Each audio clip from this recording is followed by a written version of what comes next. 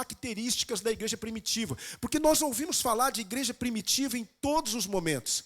Como era o estilo de vida daqueles cristãos da igreja primitiva? Aqui você vê algumas pinceladas desse estilo de vida. Algumas coisas que podemos contemplar desse estilo de vida da igreja primitiva. E eu quero que nós agora pensemos sobre esses dois que representavam aquele povo, aquela igreja, e possamos aprender algumas coisas muito importantes, porque, irmãos, igreja é mais do que uma reunião de domingo, igreja é mais do que uma reunião de quarta-feira, igreja é mais do que um povo reunido para adorar a Deus, isso também faz parte. Mas a vida da igreja, a vida que realmente vai impactar o mundo, é aquela vida que acontece no dia a dia. E como nós temos a oportunidade de mostrar isso, se realmente nós nos colocarmos à disposição de Deus. Aqui eu quero, com esse encontro entre Pedro e João, com Pedro, João e o coxo, eu quero que nós aprendamos algumas coisas muito importantes que precisam ser encontradas em nós para que nós possamos nos parecer cada vez mais com aquele povo. Eu quero que vocês se atentem agora, porque cada detalhe desse texto é riquíssimo, riquíssimo, e tem muita coisa para nos ensinar. A primeira coisa que eu vejo naquele povo, aquele povo representado aqui por Pedro e João, era um povo que se importava. Veja só, versículo 4. E Pedro com João fitando os olhos nele. Quando ele pede uma esmola para Pedro e João, a Bíblia diz que Pedro e João fitam os olhos nele. Eles olham para a condição miserável daquele coxo e eles se importam com aquele coxo. Eles se importam. Aquele coxo estava ali sentado e dezenas de pessoas passando para lá e para cá. Mas duas pessoas fariam a diferença na vida dele. Fariam a diferença porque se importaram. O mundo precisa de um povo que se importe. Não um povo que mantenha distância ou apenas cumpra com suas obrigações sociais. Os coxos estão lá fora. Coxos morais e sociais, coxos que precisam de um olhar diferente de quem verdadeiramente se importa, coxos que precisam da compaixão da igreja. É isso que eu vejo em Pedro e João, uma importância que eles deram para aquele homem, porque os judeus, o máximo que eles faziam, talvez os judeus nem olhavam para aquele homem, os judeus já iam automaticamente, dentro dessa religiosidade automática que eles tinham, já automaticamente colocavam ali 2 ou 3 moedas e saíam porque tinham outras coisas para fazer. Mas Pedro e João olham para aquele homem de forma diferente, eles fitam os olhos, isso significa que eles vão olhar diretamente para aquele homem e vão continuar olhando, e aquele olhar os levará a se aproximar daquele homem. Meus amados irmãos, não adianta, se queremos ser uma igreja que multiplica, uma igreja que cresce, uma igreja que verdadeiramente cumpre o propósito de ser igreja, não adianta apenas olhar as pessoas que estão sofrendo, não adianta apenas você olhar para as pessoas e ter talvez um tipo de sentimento que faça você se condoer com elas. Não é simplesmente olhar, é fitar os olhos e perceber que ali existe alguém que precisa conhecer Jesus. Ali existe alguém que precisa ouvir falar do Evangelho. Isso é o que precisa acontecer. Há uma frase de John Andrew Homer, que ele diz o seguinte: não há melhor exercício para o coração do que abaixar-se e levantar os outros. A igreja precisa olhar o mundo de forma diferente. Irmãos, o mundo é alvo do amor de Deus. Por mais que o mundo seja antagônico a Deus, por mais que o mundo seja contra Deus, por mais que o mundo não queira Deus, nós, igreja do Senhor, se queremos nos parecer com aquele povo, precisamos olhar o mundo como Jesus nos manda olhar. Veja só João 4,35. Não dizeis vós, ainda há 4 meses até que venha a ceifa? Ora, eu vos digo, levantai os vossos olhos e vede os campos que já estão brancos para a ceifa. Como é que você olha as pessoas que Deus coloca diante de você? Como é que você tem olhado as pessoas que estão perto de você? Como é que você olha as pessoas que estão sofrendo, precisando de Cristo? Como é que nós temos olhado, irmãos? Nós temos olhado com que tipo de olhar? Nós temos observado de que maneira a nossa vida diante de Deus não pode ser apenas institucional. Precisa haver em nós sentimento intencional. Agora de manhã estávamos aqui, eu não sei se ele está aqui ainda, o Laércio está aqui ainda, já foi embora. Chegamos hoje na igreja, encontramos um jovem ali, um jovem assim, 35, 40 anos. E ele me pediu para orar por ele.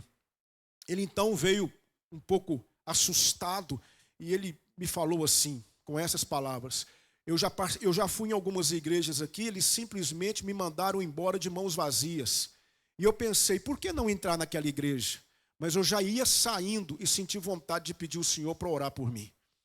E eu então disse, vou orar por você. Orei por ele e falei, por que você vai embora? Ah, porque eu estou percebendo que eu vou ser tratado aqui da mesma forma que eu fui tratado numa igreja da qual eu saí agora há pouco. Eu olhei para o pastor e falei para o pastor, o senhor não é homem de Deus, porque não é assim que se trata uma pessoa que está precisando de ajuda. E naquele momento ele disse, estou com fome, pastor. E para a glória de Deus, a irmã Jusileia chegou perto de mim e disse, pastor, eu vou ali comprar para ele alguma coisa para ele comer, porque não havia nada na nossa cantina. E ela foi e comprou um pão e comprou alguma coisa. Imediatamente eu já mandei um áudio para uma irmã perguntando se havia roupas e pedi um outro irmão, o irmão Lucas, para se inteirar da situação. E nós oferecemos para ele ajuda, porque nós não podemos deixar os coxos pedirem ajuda e simplesmente saírem de mãos vazias, ainda como coxos. Infelizmente ele foi embora. Ele não quis aquilo que nós oferecemos para ele.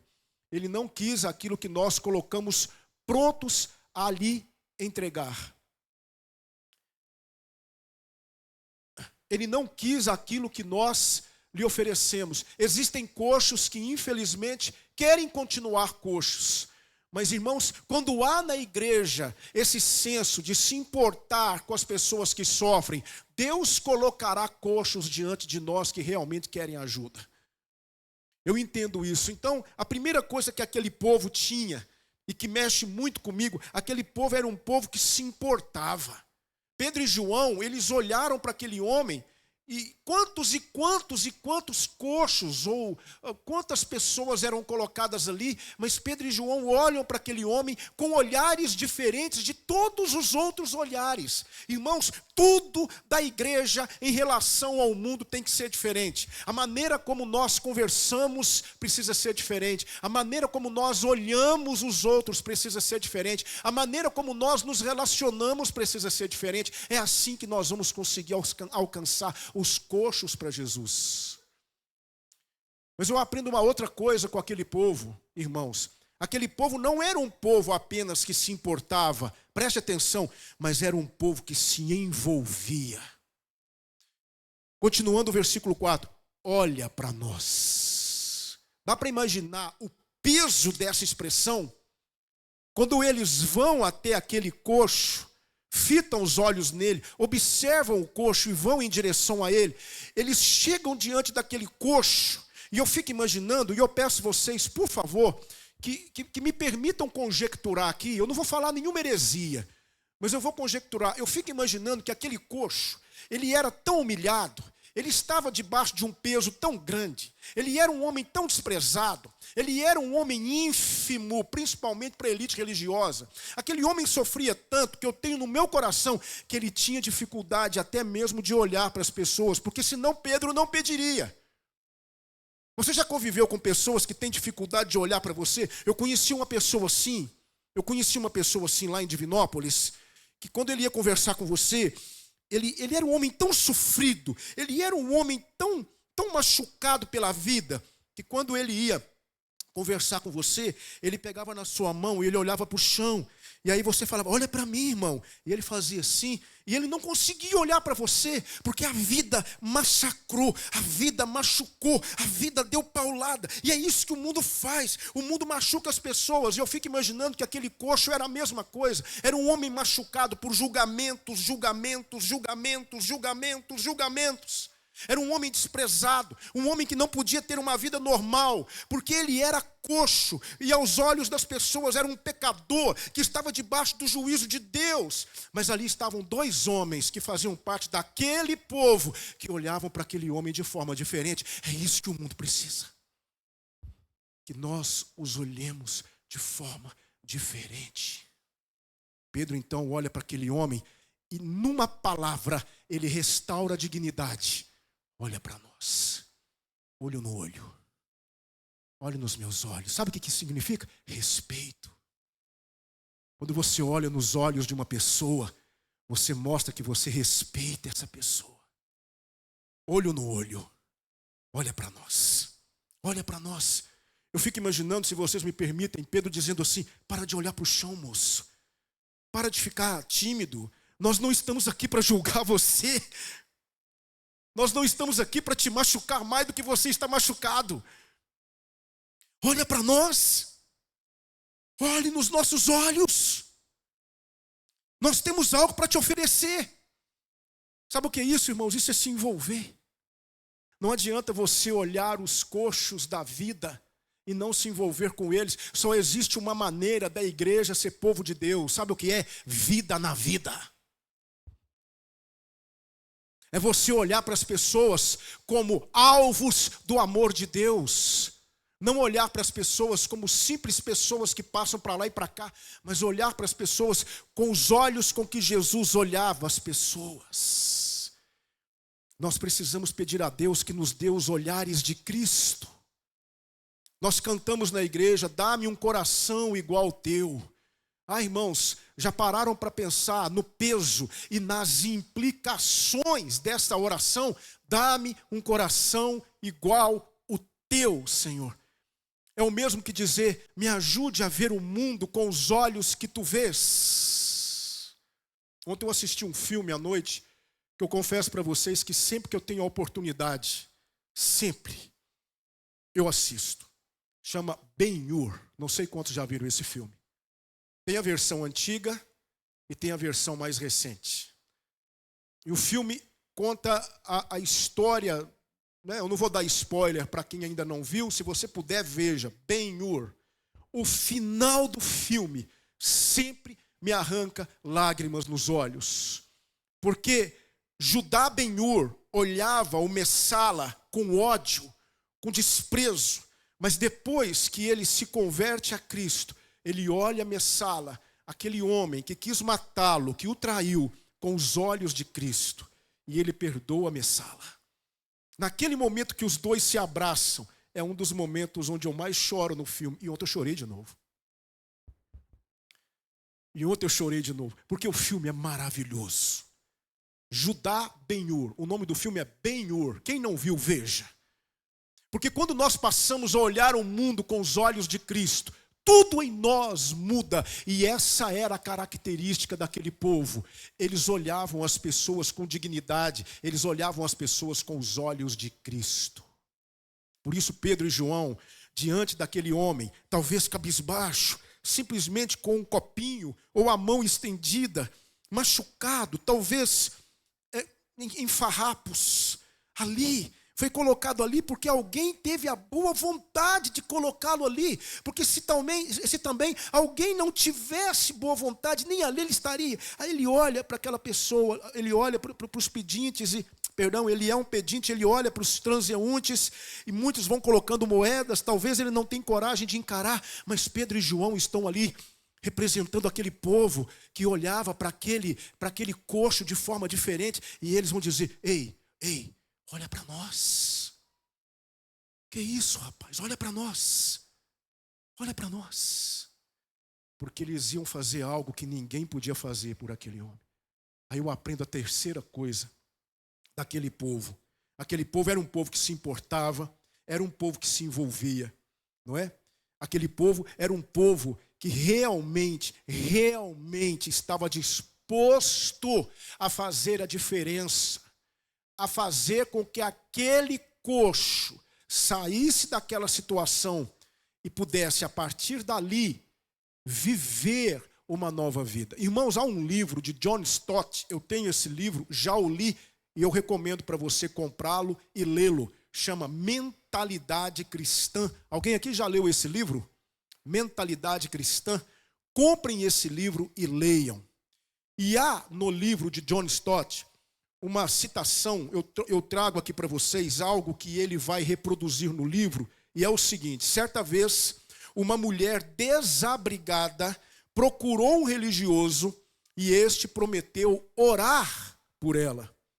A mulher então escreveu o seguinte poema, isso está no livro Mentalidade Cristã de John Stott. Eu tive fome e tu formaste um grupo humanitário para discutir minha fome. Estive presa e tu te retiraste discretamente para a tua capela e oraste pela minha libertação. Estava nua e na tua mente questionaste a moralidade da minha aparência. Estive enferma e tu te ajoelhaste e agradeceste a Deus por tua saúde. Estava desabrigada e tu me falaste do abrigo espiritual do amor de Deus. Estava solitária e tu me deixaste sozinha a fim de orar por mim. Parecias tão santo, tão próximo de Deus, mas eu ainda estou com fome, sozinha e com frio. Está no livro Mentalidade Cristã de John Stott. Não adianta você olhar, não adianta você fitar os olhos se você não estiver disposto a se envolver. Se você não estiver disposto a dizer: ei, eu estou aqui para tornar a sua vida melhor, para te ajudar. Eu estou aqui para realmente mostrar para você que o evangelho que eu creio não é um amontoado de letras num livro de capa preta. O evangelho que eu creio mudou a minha vida e pode mudar a sua. Assim era aquele povo. Mas aí Jesus vai nos dizer uma coisa, Mateus 5, 13 e 14. Vós sois o sal da terra. Mas se o sal se tornar insípido, com que se há de restaurar-lhe o sabor? Para nada mais presta, senão para ser lançado fora e ser pisado pelos homens. Vós sois a luz do mundo. Não se pode esconder uma cidade situada sobre um monte. Mas tem uma coisa que eu aprendo aqui, outra questão que eu aprendo. Aquele povo não só era um povo que se importava, aquele povo não é apenas um povo que se envolvia, aquele povo também não era um povo que enganava, não era um povo enganoso. Veja o que Pedro vai dizer, versículo 6. Olha para nós. Não tenho prata nem ouro. Não tenho. Não tenho prata e nem ouro. É o que você quer, não é? Pois eu quero te dizer uma coisa. Eu não vim aqui para falar o que você quer ouvir. Eu não vim aqui para te dar o que você quer. Eu vim aqui para te oferecer o que você precisa.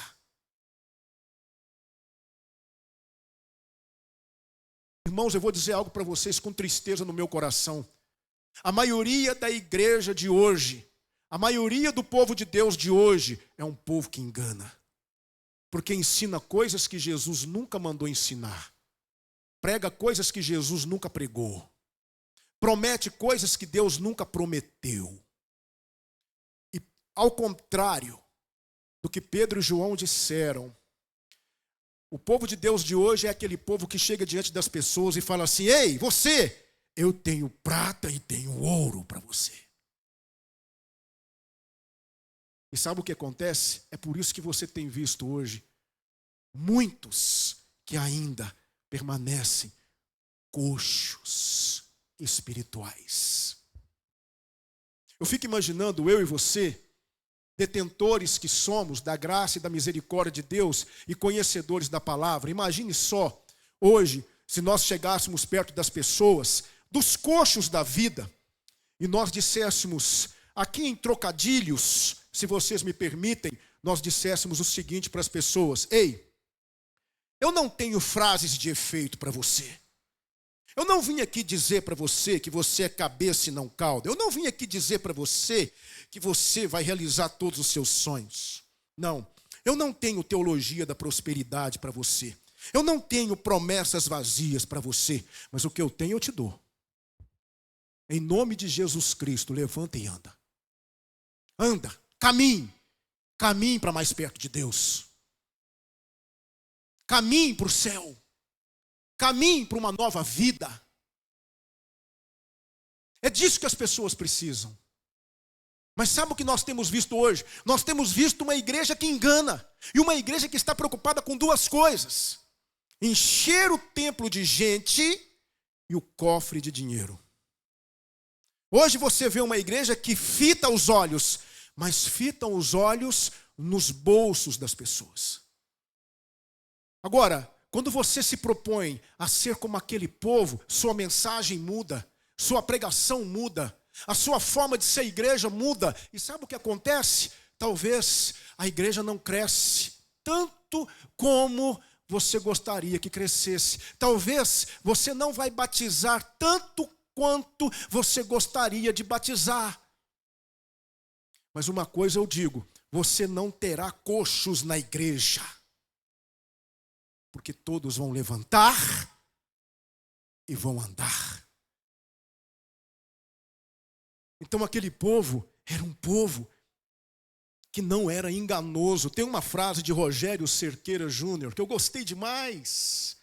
E a frase diz assim: a conversão genuína é fruto da fidedigna pregação da palavra de Deus. Agora preste atenção: mesmo que descontente 1000 e mude apenas um.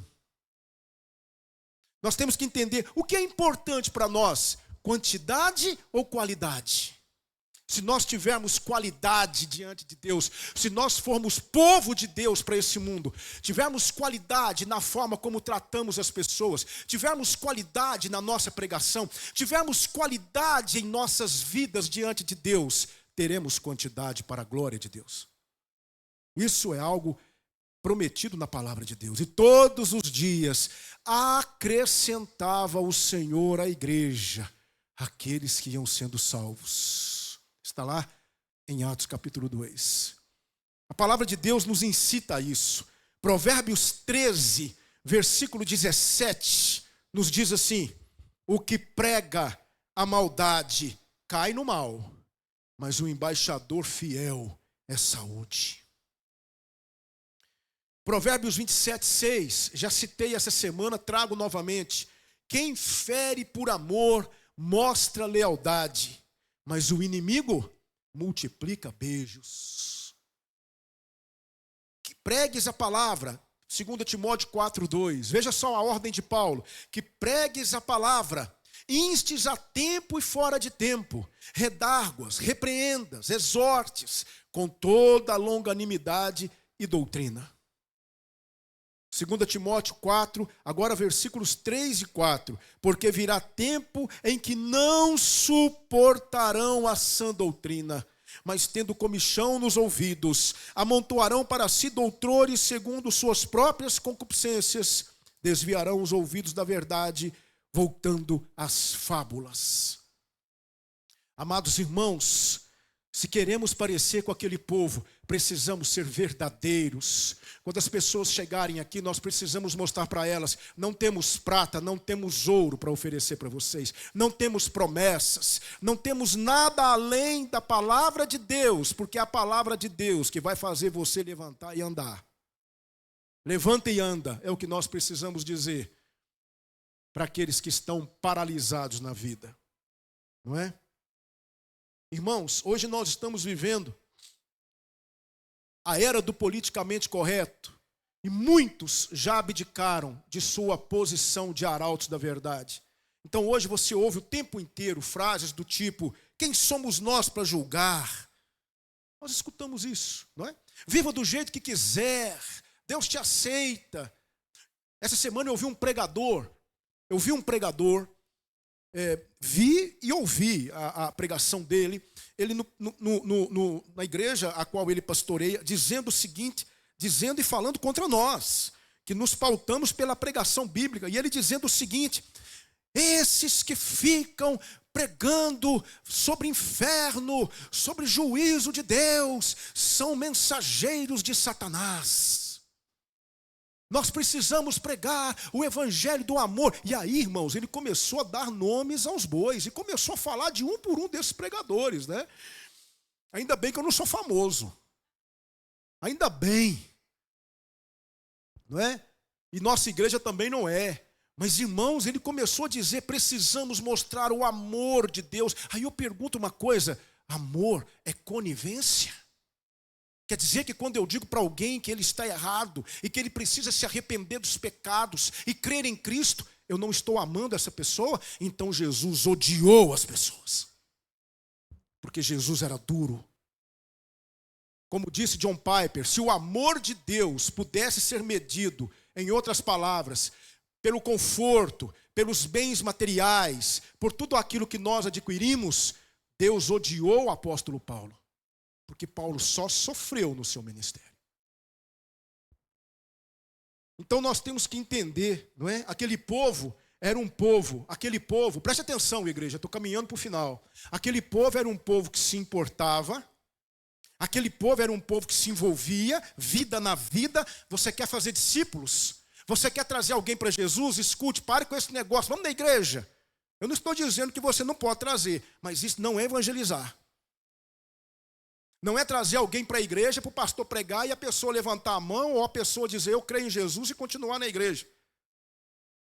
Muitas vezes nós estamos fazendo ou estamos formando adeptos de uma denominação, sendo que Jesus nos mandou formar discípulos para o reino. E como é que se forma discípulos para o reino? Vida na vida, se envolver, entender o sofrimento do outro, abrir o coração, vida na vida. Então aquele povo era um povo que se importava, era um povo que se envolvia, era um povo que não enganava, mas irmãos, para a glória de Deus, aquele povo era um povo que colhia frutos. Leia comigo, mas o que eu tenho, isso te dou. Em nome de Jesus Cristo Nazareno, levanta-te e anda. Agora veja o que vai acontecer a partir do versículo 7. E tomando pela mão direita, o levantou, e logo seus pés e artelhos se firmaram, e saltando, pôs-se em pé, e andou, e entrou com eles no templo, andando, saltando e louvando a Deus. E todo o povo viu andar e louvar a Deus, e conheciam-no, pois era ele o que se assentava a pedir esmola à porta formosa do templo. E ficaram cheios de pasmo e assombro pelo que lhe acontecera. Apegando-se o coxo, que fora curado, a Pedro e João, todo o povo correu atônito para junto deles ao alpendre chamado de Salomão, fruto colhido. Um coxo curado, mais um adorador para o reino. Alguém que agora pode entrar no templo e louvar a Deus. Alguém que agora não está mais debaixo do estigma das pessoas. Alguém que agora pode dizer, ei, eu sou um judeu e eu agora mereço respeito porque eu não estou mais debaixo do opróbrio. Eu agora estou debaixo da graça de Deus porque eu recebi aquilo que o Senhor tinha para mim. Frutos. É isso que nós precisamos para o reino, frutos. E se nós formos um povo que se importa, se nós formos um povo que se envolve, se nós formos um povo verdadeiro, para a glória de Deus, colheremos frutos. Colheremos frutos. Eu quero partir para as aplicações, apenas duas coisas, duas perguntas que eu quero fazer para a igreja nessa manhã. Primeira aplicação, primeira pergunta: quantos coxos você conhece? Você tem se importado com eles? Você tem se envolvido com eles? Tem falado a verdade a eles? Segunda aplicação, que na verdade é uma pergunta: quanto, sejamos sinceros, quanto daquele povo há em nós? Muito? Pouco? Nada? Que Deus nos ajude a nos parecermos cada vez mais com aquele povo. Um homem formou-se na faculdade e logo após sua formatura, cheio de vontade de ajudar o próximo, dirigiu-se a um dos piores bairros de Londres, criou bibliotecas, formou classes de ensino escolar, procurou limpar as casas, providenciou alimento para os famintos, mas ao fim de 10 anos ele declarou: não adianta, eles vão continuar bebendo, jogando até o fim. Largou mão do trabalho e voltou para o seu lugar. Tempos depois, um casal cristão se ofereceu para trabalhar no mesmo bairro. Só que este não tinha nada para oferecer senão a mensagem de Cristo e o serviço sacrificial em nome de Jesus. Pois pelo trabalho desse casal é que milhares de pessoas mudaram de vida e se converteram naquele bairro. Porque o que faz a diferença é Cristo Jesus. E aquele povo era o povo de Jesus. Eu não quero que nós sejamos o povo de uma denominação. Nós precisamos ser povo de Deus. Há uma frase de Joseph Alleine que diz assim: a conversão é uma obra profunda, uma obra no coração. Ela invade o homem, a mente, os membros e toda a vida. É isso que nós precisamos. Ah, aquele povo. Aquele povo. Como eu gostaria de me parecer mais com aquele povo. Para isso, a gente tem que mudar muita coisa na nossa vida. Para que Deus nos transforme em pessoas parecidas com aquele povo. É disso que o mundo precisa. O mundo hoje está em polvorosa, se perdendo cada vez mais. E o povo de Deus está fazendo o quê? O povo de Deus está simplesmente gastando seu tempo com coisas que não mudam nada. Vamos orar.